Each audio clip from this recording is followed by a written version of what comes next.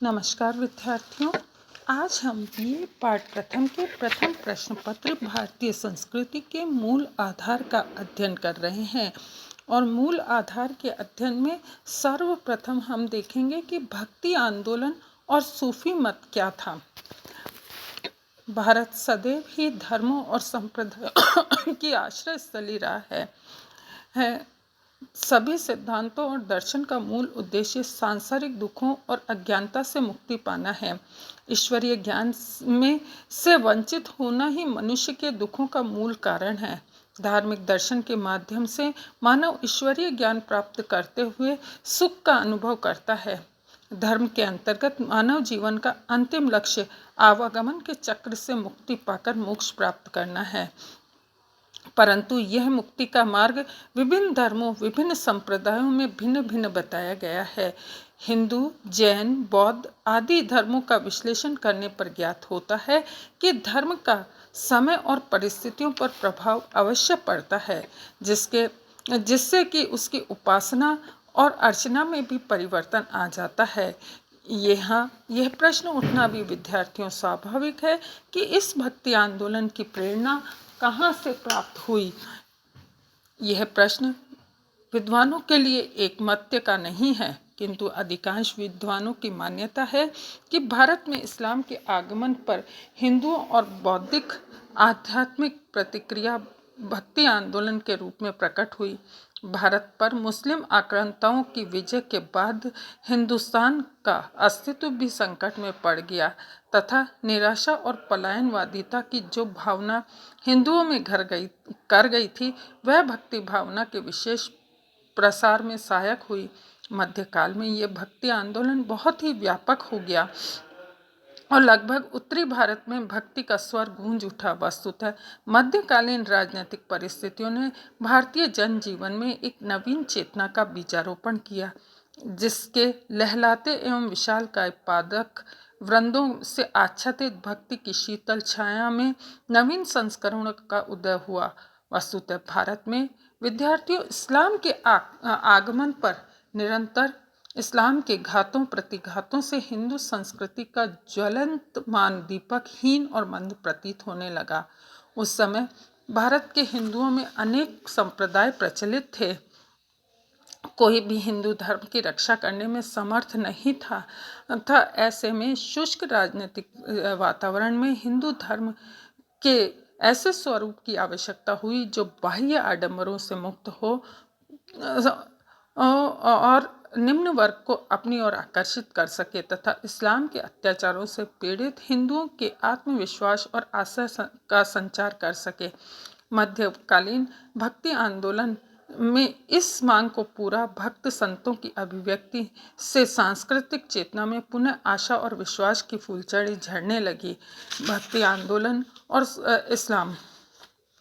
अधिकांश विद्वानों की धारणा है कि प्रत्यक्ष या अप्रत्यक्ष रूप से भक्ति आंदोलन इस्लाम के प्रभाव का ही परिणाम था। उन्होंने अपने मत के समर्थन में कई तर्क प्रस्तुत किए हैं। विद्यार्थियों, पहला तर्क तो यह है कि मध्य युग में भक्ति आंदोलन का आधार तैयार करने वाले रामानुज, माधवाचार्य, निम्बार्काचार्य, रामानंद, लिंगायत या वीर शैव आदि को इस्लामी विचारों से प्रेरणा मिली। दूसरा यह कि इस्लाम में एकेश्वरवाद, बंधुत्व, सामाजिक एवं धार्मिक समानता की भावना ने भक्ति आंदोलन के प्रचारकों को प्रभावित किया होगा। तीसरा और सबसे प्रबल तर्क यह है कि भक्ति आंदोलन तात्कालिक वातावरण की देन था। भारत में इस्लाम का प्रवेश और मुस्लिम सत्ता की स्थापना भारतीय धर्म और संस्कृति के बहुत से मूल्यों और मान्यताओं के लिए बड़ी चुनौती सिद्ध हुआ।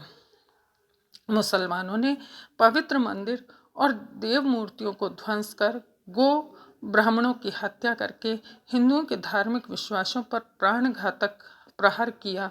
उस युग के कवि पद्मनाथ ने क्रोध से विह्वल होकर शिव को पुकारा, ओ शत्रु नाशक रुद्र, तेरा भयंकर त्रिशूल कहाँ चला गया? परंतु देव मौन रहे।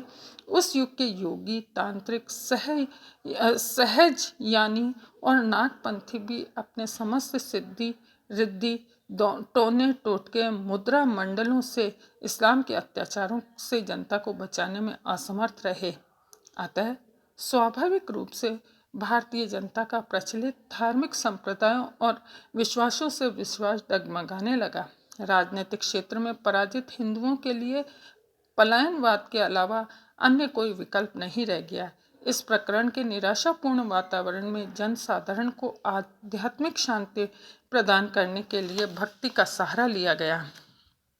शीघ्र ही यह आंदोलन कोने कोने में फैल गया, लेकिन रामधारी सिंह दिनकर सहित अनेक आधुनिक विद्वानों का मत और तर्क का विद्वानों ने इस मत और तर्क का जोरदार खंडन किया है। भक्ति इस्लाम की देन है या नहीं, इस विषय पर चार्ल्स एलियट कहते हैं कि रामानुज, माधवा, लिंगायत, वीर शैव पर कुछ इस्लामी प्रभाव हो सकता है। उसके बाद ताराचंद ने सारे संसार में ये भ्रम फैला दिया कि शंकराचार्य, निम्बार्काचार्य, रामानुज, वल्लभाचार्य और दक्षिण के अलवार संत और शैव तथा लिंगायत संप्रदाय ये सभी इस्लाम के प्रभाव से आविर्भूत हुए।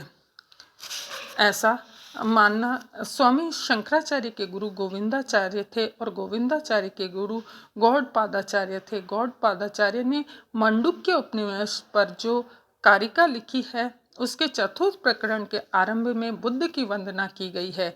इन प्रमाणों के आधार पर यह माना जा सकता है कि शंकर का एकेश्वरवाद भारतीय परंपरा से भिन्न वस्तु थी। यह सत्य है कि इस्लाम आरंभ में दर्शन मुक्त था और दार्शनिक बारीकियां उसमें सूफी संतों ने ही डाली। इसका यही एक विशेष महत्वपूर्ण जो पक्ष है वो ये है कि इस्लाम स्वयं पहले एकेश्वरवाद था, लेकिन बाद में एकेश्वरवादी भावना जो है वो धीरे धीरे बहु एकेश्वरवाद में फैलती गई।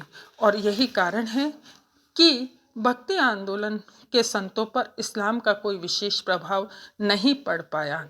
गुरु भक्ति की परंपरा तो उपनिषद काल से ही चल रही है। भक्ति आंदोलन के संतों में केवल कबीर और नानक ही ऐसे संत हुए जिन पर कि इस्लाम का प्रभाव हमें देखने को मिलता है। अब हम ये देखेंगे कि सूफी मत क्या है।